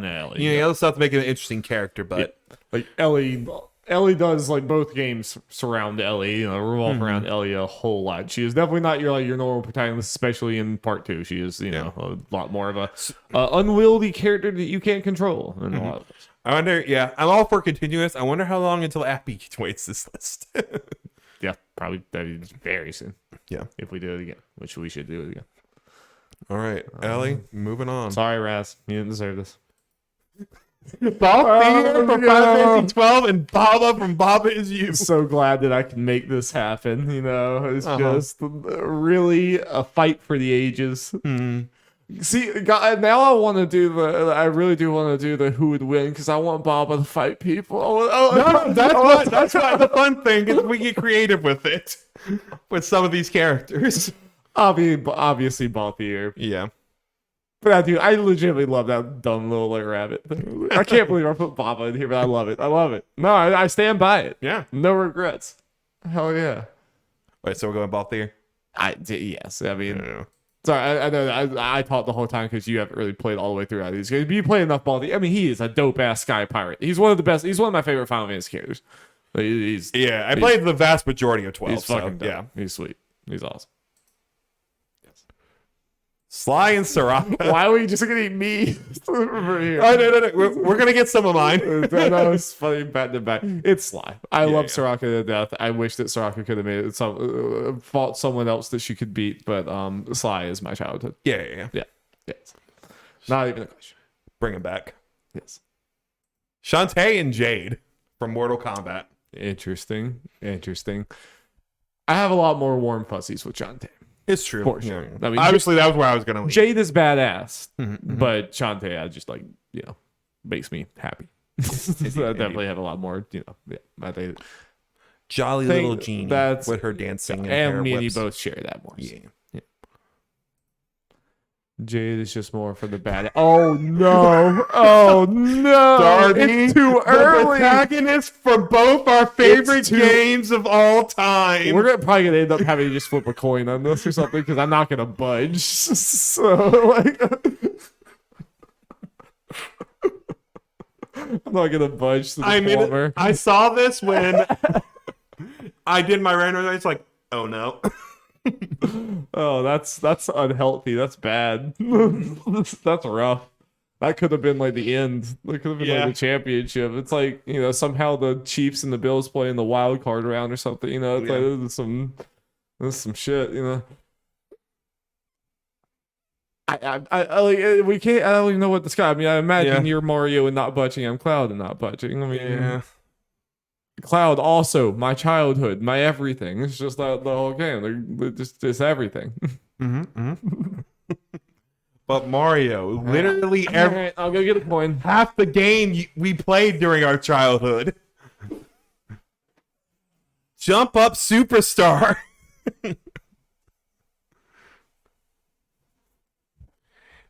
Alright, call it. His hat's on his head, so that. Yes. Oh, okay. Damn. Mario out in the first round feels bad. Sorry about it, Chip. Monokuma from Danganronpa and Yuna from FF. I mean, I have my thing, but I'm obviously deferring to you. I mean, let's see here. I mean, again, so different, but like so very different. What's the cooler character? What's the Monokuma is chaotic energy incarnate. Very silly little bear. With his silly little very belly Jeff button. Character. Yes. Very Jeff character. Killed a lot of good kids. Or caused the death of them. I guess he didn't actually kill most of them. Discovered them. Yeah. Bodies were discovered, according to Monokuma. But Yuna. FF10, one of my favorite games. Yuna's obviously a big part of that. She is. Like, and part of an actual good love story in a video game. And actually a good written female lead in this stuff. Yeah. Yeah. I agree. Yeah, obviously, I agree. Love Monokuma, though. Even just through osmosis. That were next. Is that just going to be a coin flip the whole way down? Astro from Astrobot and Palutena from Kid Icarus Uprising. Or Kid Icarus. I mean, I do think Palutena is the stronger character. Yeah. Astro is a very Palutena's good mascot, big. very cute, very love him to death. But yeah. I think that's a pretty easy one. Yeah. Geralt and Booker and Elizabeth. I mean, I keep jumping on these immediately or whatever. You do not have to agree with me every time I do this, for sure, or whatever, even though I think you will here. It's Geralt. Yeah. Geralt is like one of my favorite characters of all time. It's so kind of fun when something like a similar-ish, tone-ish game gets in this with all our crazy bullshit. But I do really love Booker and Elizabeth. Like, they're also up there in my favorite ever, whatever. But I think part of it is just the amount of time you spent with Geralt. Yeah. It's like he has so many layers. It's like an onion.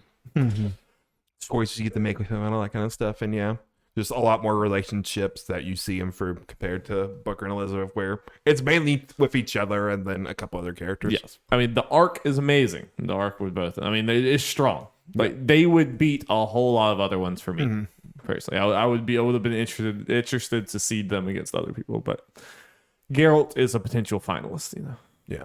Or, close to finalist. Oof. Mercy and Sonic. Oh boy. I mean, come on, Blue Hedgehog. We got to get the furries a win here, Darby. I really like Mercy a lot. The Sonic goes fast. He accelerates. Why should I pick Sonic? Likes chili dogs. Jeff, there are a lot of bad Sonic games, and I mean a lot of bad. Like, Sonic had sex with a human woman at one point or something. They just kissed. It's like fun nostalgia. Overall, he's a pretty bad video game character overall. But this is about characters as a whole. If we talk about the stuff that's not completely related to the video game. And a lot of it's bad too. A lot of the stuff out of it, recent stuff, is actually good though. Yes, the recent stuff, but movies, there's comics. a lot of bad Sonic. I'm not saying Sonic is all in all bad, but there's just, when I think of Sonic, there's a lot of not good that comes into my head or whatever. But all Mercy can do is heal. And Star in porn, okay? and star in porn, you know. Sonic can do that too. Who do you think has more porn, okay? The answer might surprise you or disturb you. I don't think I mean, I feel like I have to relate to you because it's your like childhood character or whatever. But First video game derby. whatever, you can let the blue hedgehog win. I don't like it, Yay. but I won't die on this hill. There's other hills I will die on. Champion Challenger Singer Songwriter Lord, aka our MC from Pokemon Shield Nuzlocke, and Makoto from Persona 5. We're so stupid. Yeah. They wouldn't let me type out the whole thing, so I had to shorten it.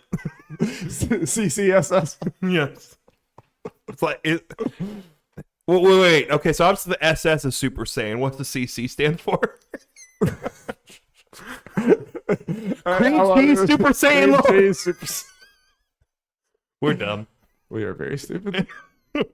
That was very fun. I love Lord. I loved our times. I loved all of our sweet children. Jimmy Buffett, whenever he poisoned his way to victory. But yeah, definitely Makoto. I mean, Yeah.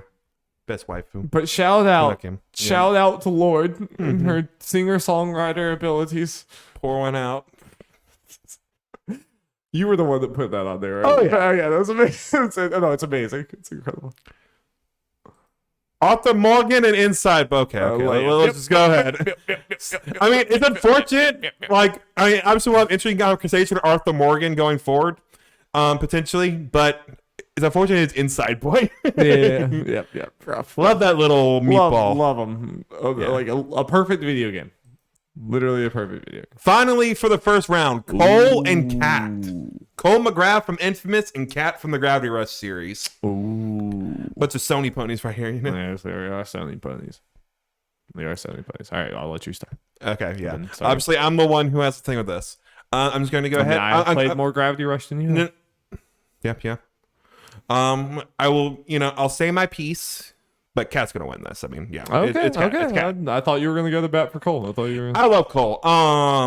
But, especially as time goes by, obviously, especially at the time, I love him as a character, what they did for it, but obviously not the most fleshed out character as could have been compared to like other contemporaries and all that kind of stuff. Very like his early 2000s, before superheroes were super popular superhero game. It's like yeah, but obviously still love Cole, love his moveset and stuff. I like the the evil arc for 2 especially. I thought was really well done and all that, but I mean, Kat's just a little Kat is bundle one of of pure those. joy. Kat is just such a strong protagonist for so many ways. She is better than her games. Because again, Gravity Rush 2 really is not that great of a game. It honestly isn't. But it's like I still loved her. And when they were like, oh yeah, they might do an anime, I'm like, please bring it. I was curious to see if we put these two as rivals because the like superhero-ish thing. Yeah. But Kat was one of our quote unquote DLC, so her rival's Palutena. Nice. All right. This is a good pairing though. They're kind of two superhero characters. Very fun. Very fun. All right. Back for round 2. Round 2. First match, Mila versus May. Whew. Yeah, we're gonna get into the rougher ones. After my heart, yeah. We're coming down to it. This is hard. Yeah. This is hard. Mila is probably one of my favorite JRPG characters ever. May's story obviously like is more overall impactful to me. But which character? Yeah. Where you lean?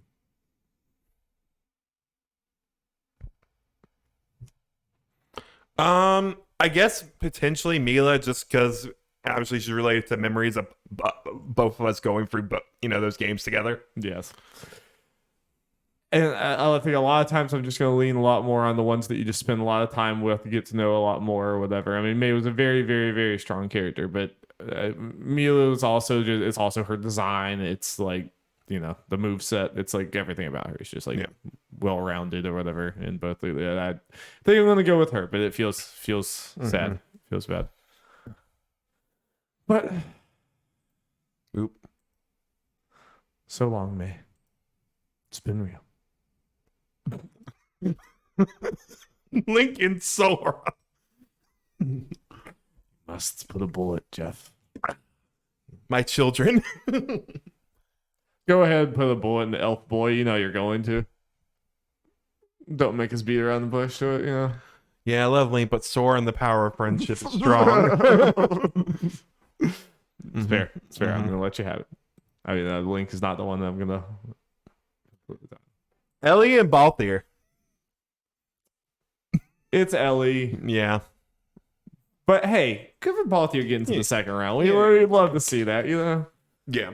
Obviously, Legitimately, one of my favorite Final Fantasy. The thing is, I feel like if our discussion wise, I mean, I like doing this. Discussion wise, the battle one's gonna be a lot more interesting and funny and stupid. Yeah, maybe we should have done that. Oh, whatever. Yeah. Still. But it's like, yeah, obviously we're gonna tend to go through the more well-rounded characters as far as this, like the ones with the more depth to them and all that. Yeah. Or like with Mila, the ones we spent more time with. Like it's a mixture of those. Boss here is cooler though. True. He is cooler. Yeah. Which, you know, that's cool. Yeah. Coolest man maybe on this list. Maybe he might be. Sly and Or Shantae. is Sly the coolest man on this list? Yeah. Sly and Balthier could. Yeah, obviously I'm gonna fight for Sly. Obviously, I am not gonna argue with it. Yeah. I mean, it's Sly. Yeah, they both go for the same thing in a lot of ways, but Sly is gives me the warm fuzzies. Love me some Shantae though. Naps. Love you, Shantae.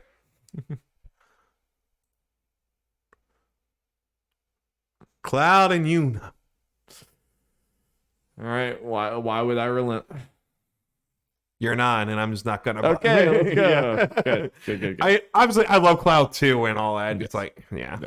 Right. Just it's like I assume this is true for both of us. Like up there, like 2 of our favorite characters in just Final Fantasy. Oh, 100%. Yeah. Easy peasy. Yep. Cloud having a gauntlet. Cloud's gonna try to earn. Oh that God! Look at who he potentially has to. I mean, I know. I know Geralt how is it's gonna just go. one of Yeah. the most. He's just one of the best. He's again a finalist. He's a finalist contender. Yeah. Do you love Palutena? And I know it's Geralt. Yeah, I'm gonna go with Geralt, but Palutena. I just love her character. She's just fun and the jokes and stuff, like how she plays off Pit. Like that's one of the best like dynamics for me. Those two in video games. Oh, for sure. As far as characters and voice acting and all that, it's fantastic. For sure. All right, Sonic and Makoto. Makoto, congrats. I'm not even going to try. Thank you. Thank you much. Arthur Morgan and Cat. I think we all know how this is going to go. Yeah. Love you, Cat. Again, strong show. Okay, so we're at our final 8, and they are, for people at home, Mila from Tales of Xillia and Xillia 2, Sora from Kingdom Hearts, Ellie from The Last of Us series, Sly from Sly Cooper, Cloud from Final Fantasy VII, Geralt from The Witcher series, Makoto from Persona 5, and Arthur Morgan from Red Dead Redemption 2. Strong final Very strong 8 characters here.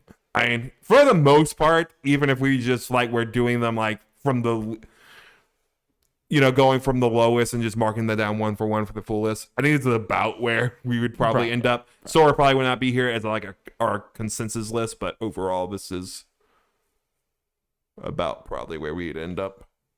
Yeah, Mila and Sora.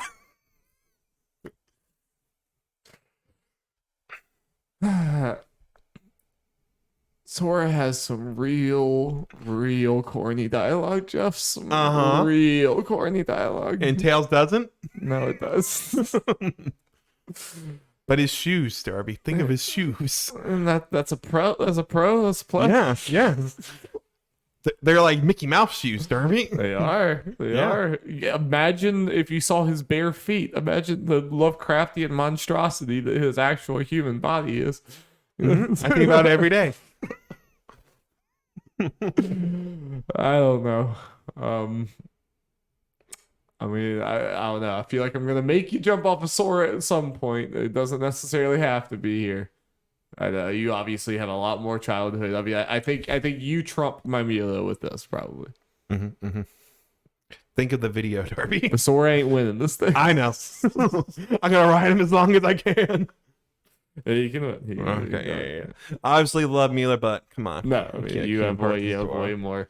And of course, it's cheesy. And if you dissect his character, maybe not the greatest or the most like three-dimensional, but I love that jolly little boy. Yes. So we're in the final four. Let's go. Ellie and Sly.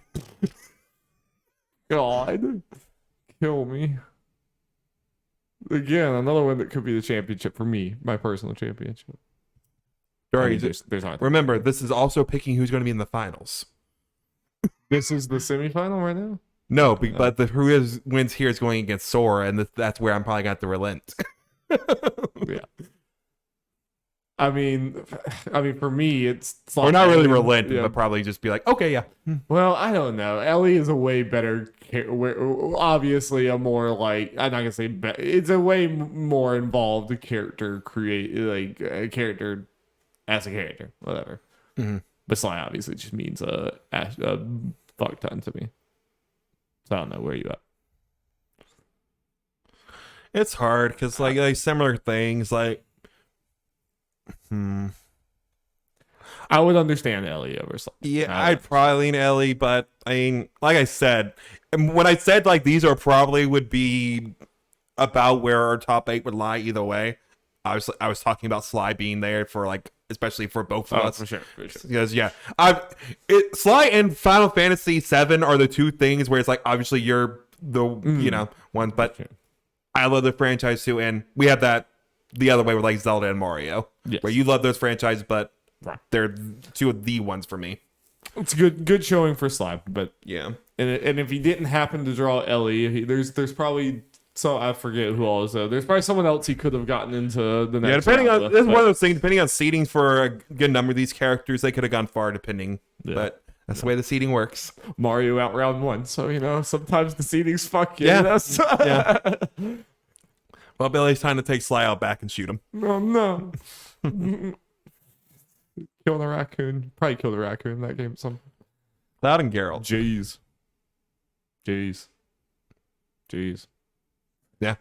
I mean, I need to think about it more or whatever. I mean, obviously Cloud is like means more to me. Geralt is a like incredibly fleshed out character.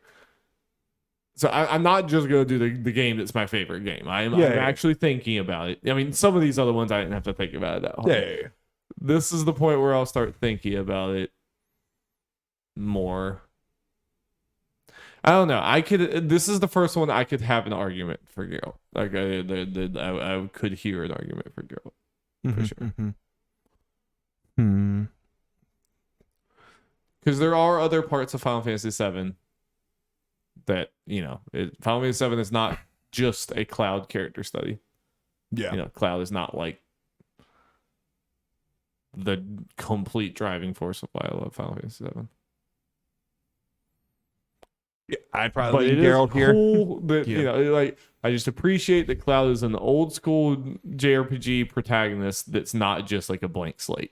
Yeah. He, you know what I mean? Like everyone else around, all the RPGs around there are like blank slate characters. He is a guy. Like he's kind of an asshole sometimes or whatever. He's definitely a character. He's definitely, obviously, one of the earliest ones with Final Fantasy doing that, because I guess 4 is when they really started it, but I feel like from my knowledge, starting with better 6, about that than most, but still, yeah. When they go like full on with that kind of stuff, like with deeper characters, like with Terra and all that.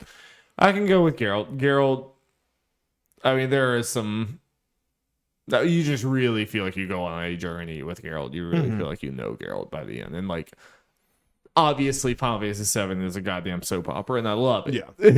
I love it. It is a very, it's definitely not as deep as like Geralt's story relationship. So kind of like you said, it's a whole bunch of characters. So with Cloud, you don't get as much deep, and there are easier ways to like tear apart like his character thing than Geralt.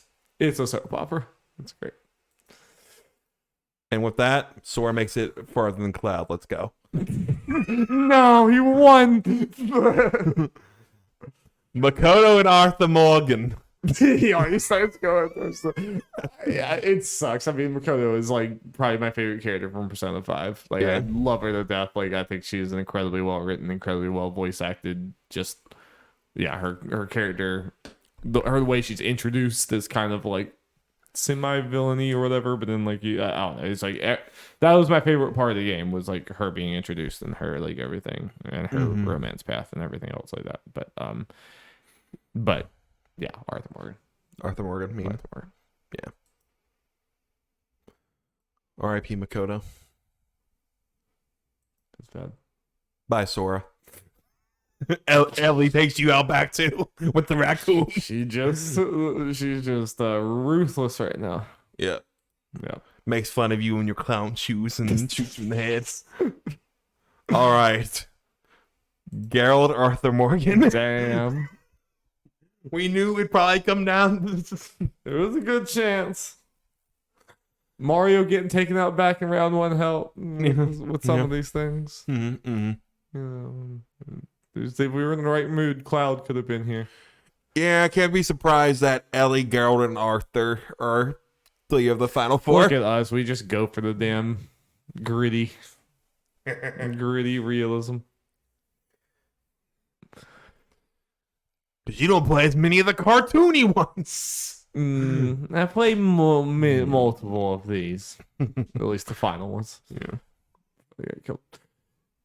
They're both trying to do similar things, obviously, in very different ways, with the fantastical stuff and everything with Geralt or whatever. But like, I don't know if a single character's story has ever made me like as emotional and like as invested as Arthur. So yeah, obviously this is something, if you listen back to us talking about Arthur, it's like, well, the liking thing is this kind character we love the most.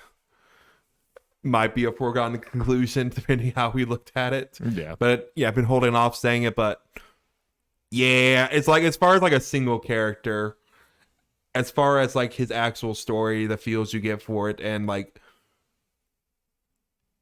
is there a better voice acting performance? God, no, I don't think so.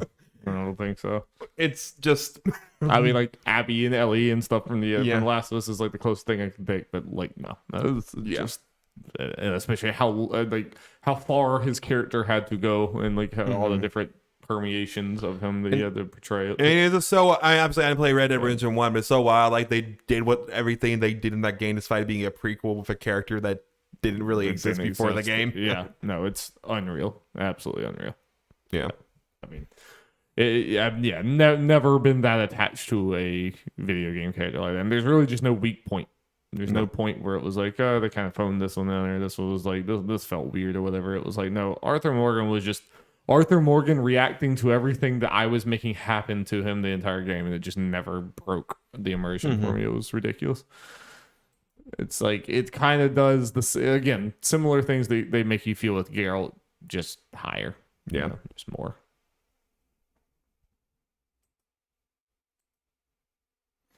Final round. Ellie from The Last of Us versus Arthur Morgan. And this is From more Red of Dead a Redemption like 2. direct head-to-head type of thing or whatever. Yeah. Geralt is still a little more whimsical and everything. This is like directly doing the same thing. I mean, that's kind of what we just said. It's Arthur. It's Arthur. I don't think, like, Ellie, we kind of had to think about it for 2 seconds for a couple of these. Arthur's like, it's It was interesting to see who made it far, though. Yeah. That we definitely should do the battle to the, like, I didn't think about it hard enough, but like that probably we should definitely do that because that'll be fun. Cement. And the winner. Oop. And so the winner. Arthur. Oh, you can't see him. No, the winner is a black void. President, like, just put him there. Oh well. Huh. Anyway, but yeah, that makes sense. There was some surprise and there's some fun matchups. I think the battle one, because like when I was thinking of that, I thought of like when you mentioned Baba, like that creating shenanigans, and us actually thinking of like how battles potentially go. could be silly. Yeah. We'll do that. Yeah. We can do that We'll- next time. we'll save that. Or the time after or something like Yeah. that. Yeah, next time it's probably going to be game of the year. But that was fun. Yep. That was fun. Well, ladies and gentlemen, the next podcast should probably be the 2022 Game of the Year / other awards stuff. It might be a little bit more pared back this year because it's mostly Jeff, but I think Will has definitely played a fair amount. I know Jacob wanted to try to get a few more in when he got back. Nice. Yeah. So probably next podcast. It might be the podcast after that, depending on scheduling and stuff like that. But soon. It will be soon. And you can look forward to probably me having like the full game of One Piece Odyssey and being able to give impressions for that. And depending on when, maybe Dead Space. Yeah. Maybe Fire. No. Not Fire Emblem. Maybe Marvel. Maybe Marvel. Probably not. Okay, I might buy the game but not actually play it. Just kind of wait on that. So that'd be bad decision making. Look forward to all that. We'll be back. Go Bengals. Who dey? Get that ring. Oh wait, also probably talk about the Last of Us show. Yeah. Hey, nice. Maybe we'll just do a separate spoiler. Well, probably at the end. I don't know. We'll figure it out. In some way, shape, or form, we'll talk about it. I have a plan what we can do for it, but we can talk about it off camera. Bye.